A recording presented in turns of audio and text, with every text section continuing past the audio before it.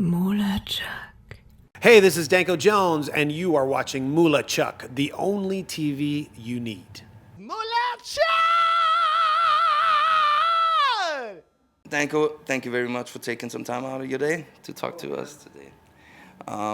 First question that I have to ask, in times of body improvement, is there a body part that you would like to enhance, if possible?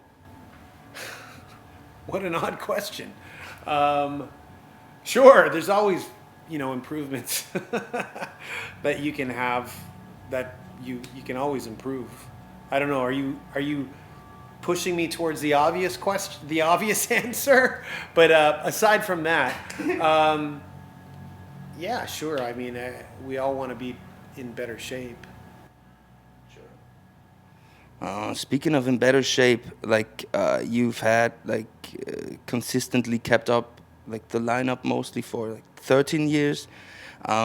Is there something you've learned from over 2 decades of touring that to kind of keep the spirit up in the band and in the crew while on tour? Don't be a dick. No, I'm serious. I mean, it's a short answer, but that pretty much summarizes, just don't be a dick. And that means to people you meet and people that you tour with. MULATSCHAG! Has there anybody come up telling you hey, if you could have more people on stage, that would be even bigger or something? Sure. I mean, everybody's a critic. There's no way, especially now with the internet, there's no way that comment hasn't sailed past our transoms. So, I mean, sure, but it doesn't mean we have to listen to it. Yeah. There's too many cooks in the kitchen with bands sometimes, and that's often behind the scenes one of the reasons why they break up, MULATSCHAG!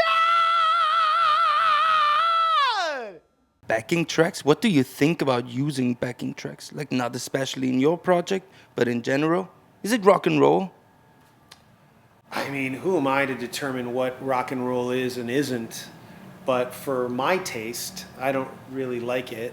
But that's just me. I'm not the dictionary definition of what rock and roll is. So it's and also I think music is its own per generation. So each generation gets to decide what their music is, and the generation that uses backing tracks is a few generations removed from when I got into music. So who am I to hold everyone to my entry point? That's ridiculous and arrogant and all kinds of words you can use for that. Personally speaking, I don't really dig it. I don't get anything out of it, but that's just me personally. MULATSCHAG. Do you have a special relationship with the Arena in Vienna? Yeah, we played there on our very first European tour in 2001, but we didn't technically play the Arena. We were on the grounds, but we played the cafeteria or the bar. But that day, David Byrne from the Talking Heads was playing the big outdoor area. And it was, there's a lot of memories from that day. Yeah. I didn't get to meet David Byrne, but our drummer at the time did. So that was pretty cool.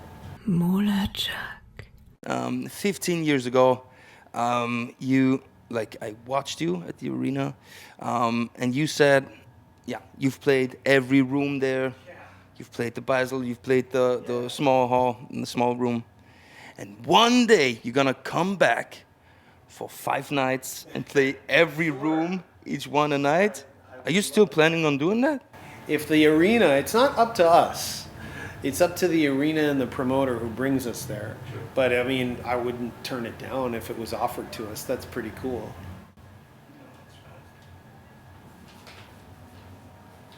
Sorry, I have my handwritten notes. Sure. Because I don't have a printer, and my handwriting looks like I've never been to school.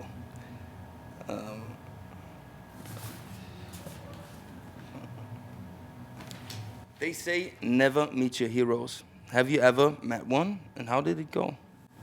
Yeah, I've met a few. Generally speaking, it's been okay. You know, some have been better than others, but I don't really think any have been disappointing. Yeah, there's been some really great memories from meeting musical heroes, for sure, for sure. If you meet someone that you know like for like your whole life or something, it's like mostly what like you have a relationship with their music or with them and project it. Yeah. Project your made up relationship with them onto them. I mean, I get that from other people as well, so I know the feeling from both sides. But I never do it to anyone that I meet. My relationship with their music is actually between me and myself. They have nothing to do with it. But it's really nice when someone you've been listening to and you have connected with on a musical level turns out to be a really nice person and really cool, at least in that moment. So it's nice. I don't think it would make me not listen to the band, because there has been one person in particular who kind of disappointed me later on, but I didn't stop listening to their music. You kind of have to divide that in every aspect, right? Yes and no. I think sometimes when it comes to Not every. yeah, it's not a blanket thing. I think when it comes to, you know, if they're a nice guy or not, who cares? Their music is, you know, if they're not nice to you, it just for me it wouldn't really affect it. Depends on how deep I go with their music. The person that I kind of was speaking about, I've been listening to them since I was 14.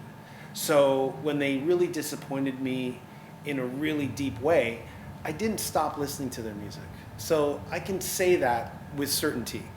But if it's somebody who says some really crazy stuff and to the point where it's really fucked up, I think I have to not listen to that music.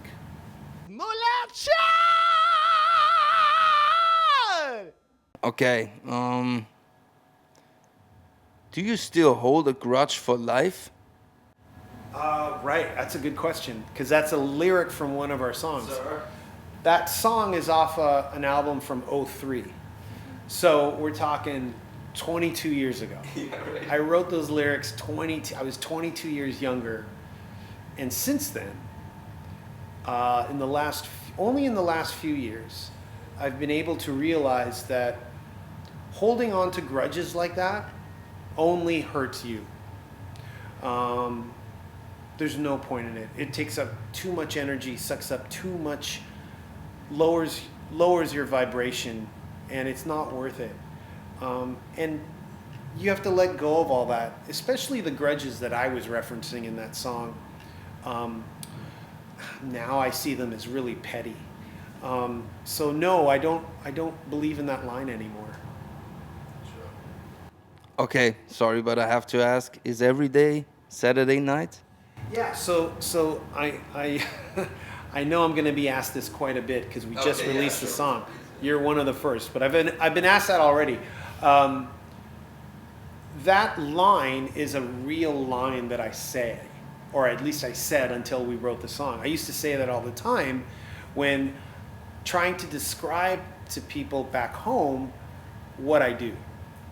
And so when people go, hey, let's go out, and when I'm home, I'm a hermit usually. I don't go out. And they're like, oh, I thought you were like in a band and all this stuff. And I'm like, well, look, you know, your Monday night is my Saturday night. I would say that. And like every day for me is Friday and Saturday night. So that actually comes from my actual speak. So I don't know, I can't remember the moment, but I was writing riffs at home for this new album, and it just came out. I'm like, I say this all the time. Just put it in the song. It sounds cool. So yeah, it comes from a real place. Sure. But it's not what I think people assume, which is like every day Saturday. But we turned it into that. Yeah. You can interpret it as that if you're as the listener.